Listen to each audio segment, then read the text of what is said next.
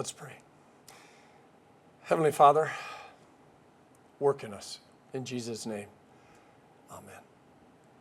So my prayer is each Sunday that consciously or unconsciously you turn on your phone, your laptop, your TV, whatever it is you use to watch us, and you wait for the moment when God speaks.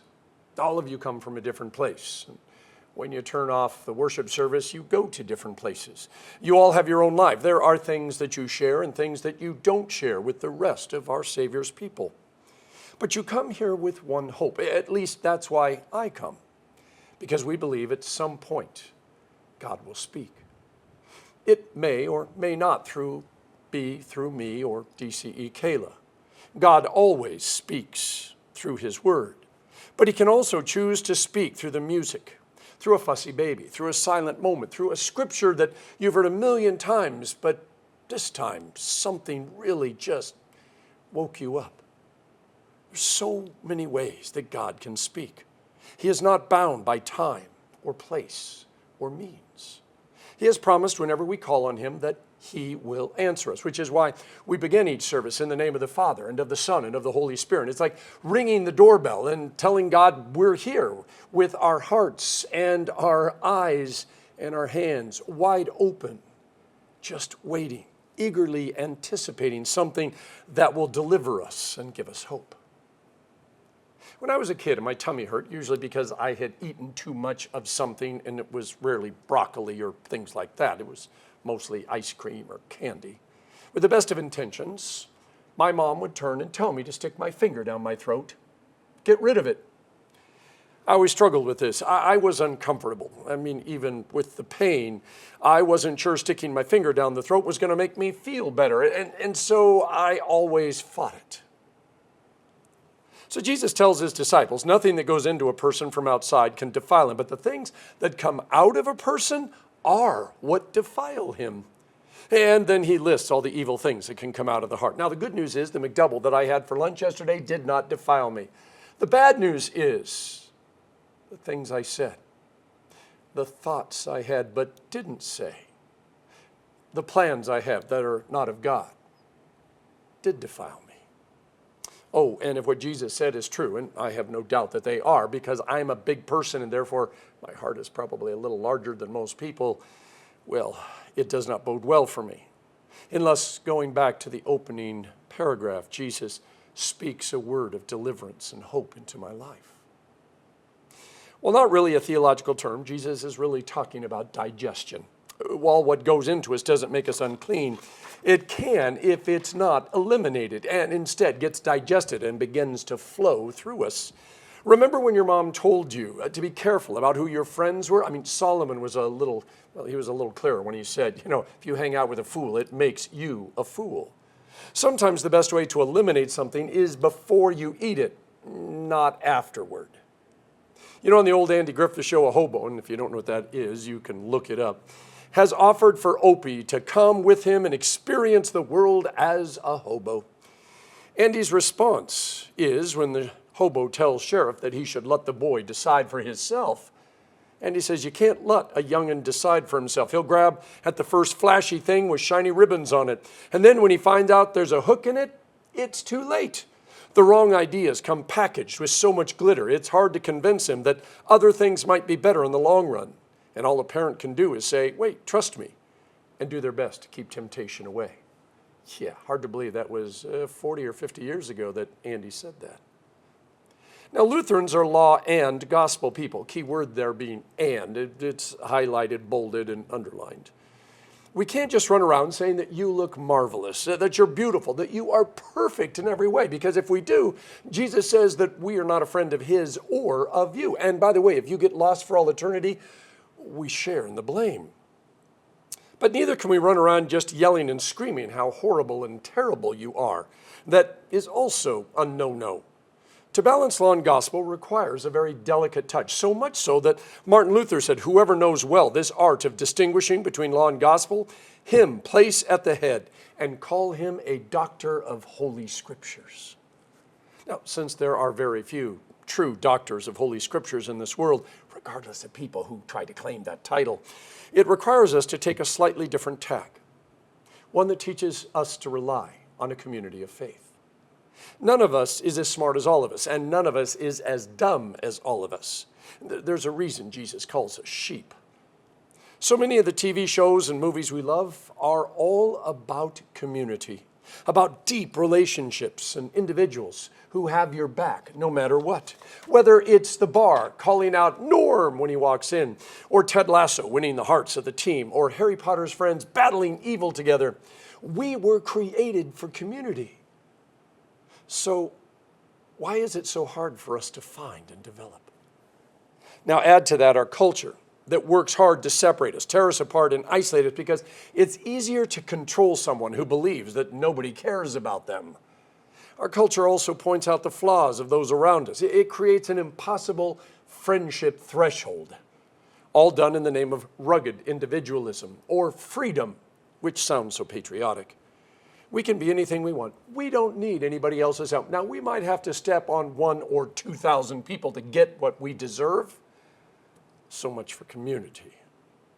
With all those commercials telling us what we deserve, what is rightfully ours, while I know that what goes into us doesn't defile us, it's hard not to let those thoughts in. And the more we're told we can be and do anything, and we deserve all this stuff, the harder it is not to actually believe it and let it take up residence in us. Maybe Mom was right. We need to stick our finger down our throat and get rid of it before it begins to cause real problems. But we know that's going to hurt. And so we put it off. And we keep putting it off. And meanwhile, it just takes up more and more space in us. This is where community comes in. A community of faith that is willing to be honest. Speak the truth in love for us and to us. But how do we find true community?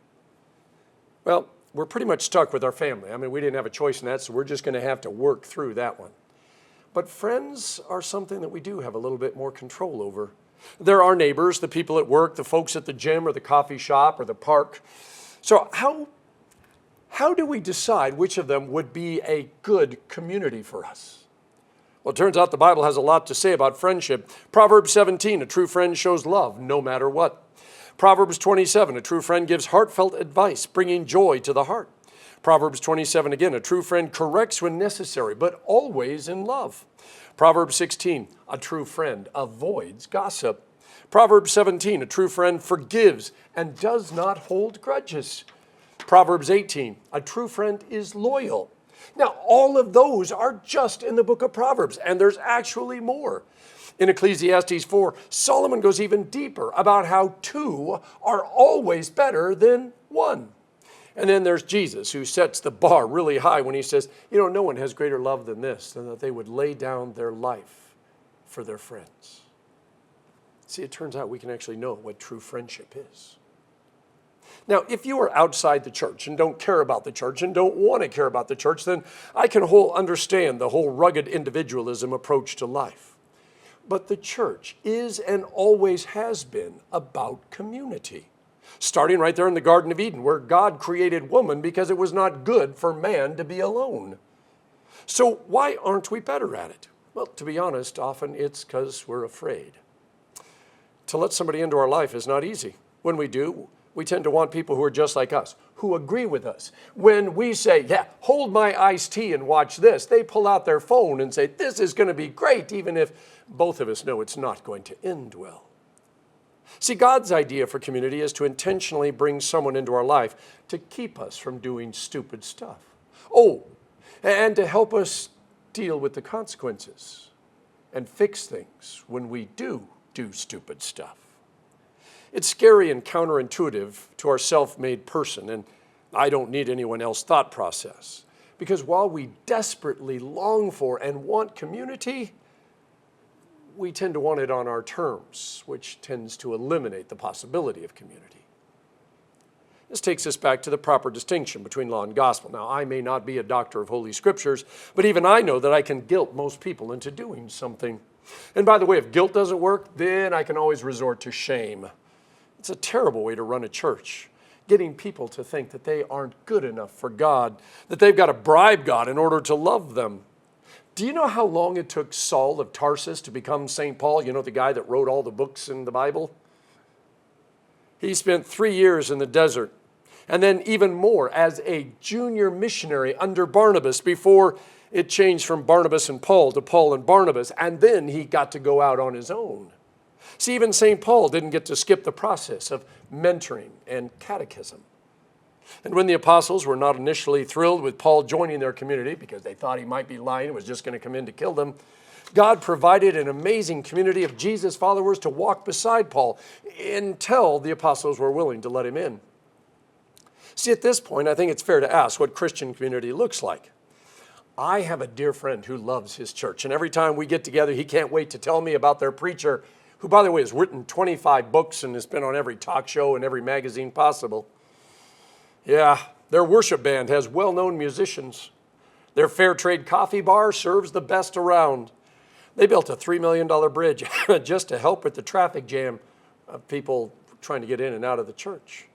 They have more people in their bathrooms on Sunday than most churches have in the pews. Oh, and usually for Easter Sunday, they actually rent out a Major League Baseball stadium. That's how many people they have. Now, because I've been to this church many times, and I know the pastor and his heart, I am thankful. I'm thankful for all they do because they often reach people that no one else can. But I get concerned when all those things become the measure of a successful church. See, there's nothing wrong with all of it, but the Christian faith is solid enough, good enough, proper enough, flat out just enough to stand on its own without all the shiny stuff. See, the only thing that any church truly can offer is Jesus. Everything else is just eye and ear candy. What matters is they have community. That's what makes them followers of Jesus, not all the shiny stuff. Now, I've got other friends. I've got one in the inner city that has more homeless people in his pews trying to stay warm and drink the free coffee than he does members. I have another friend. No children's message because there are no children in his church because he's in a retirement community in Arizona. Our church on Maui has to completely tear apart the sanctuary after every worship service because Monday through Friday it's their preschool. And my personal favorite, I got a buddy who you have to call or check the website every single Saturday to find out where the church is meeting because they have moved 7 times in 2 years. When you are part of a community of faith, there is a 100% chance that you're going to be surrounded by tax collectors, sinners, the lost, and the broken. In Matthew 25, Jesus says, when you do something for the least of these, my brothers and sisters, you've done it unto me. There's something to be said about that verse. When we read the Gospels and realize that we are the disciples, the same ones that told the children not to bother Jesus, who told the guys that were going to try to lower their friend through the roof so Jesus could heal him, hey, wait your turn, who told the blind man to read the instructions or the deaf man to listen more carefully as to what he's supposed to do. Jesus just kept slapping his forehead and saying, have you not been listening to me? And that's when we realize that we're no different than those disciples. See, the holy and the unholy are always going to touch one another. The sacred and the blasphemous are always going to overlap. Even in a community of faith, you are not safe from hearing and seeing and experiencing things that Jesus says are very clearly sins. While you can't always filter what goes into you, you can always filter what comes out of you. You can't always choose what happens to you, but you can always choose how you're going to respond. Some of us wear our brokenness on the inside, some of us on the outside, but we are all broken. And when someone says something or does something or is something that is challenging or dangerous that could possibly defile us, instead of reacting and casting out demons and screaming repent at the top of our lungs and pulling out crosses, if they will let us, we can sit and choose to ask questions, to listen, to find out how, where, and when they got defiled. Because knowing their background, or the background that they are fighting, even though nobody else does, helps us understand them and what Jesus is doing for them. You see, like my mom, we can gently tell them they need to stick their finger down their throat and throw up whatever's hurting them and threatening to hurt others. That's what Matthew 18 is all about. Their response will be based on whether they think we are speaking the truth in love because we see them as part of our community, or whether we're speaking words of judgment because they aren't part of the community, because they're not as good as we are, because we're so much holier. In Matthew 18, the reason that Jesus says when you want to talk to these individuals, you always take 2 or 3. I mean, you meet with them first by yourself, but then you take 2 or 3 others, and ultimately the congregation if there's no change in their heart. It's because such moments can never be about what we think, about what we've decided, about how we feel. It must always involve the whole community to make sure that we are speaking the words of God and not our own. And you see, the more people we involve, the more likely it is that somebody's going to say, that's not what the Bible says.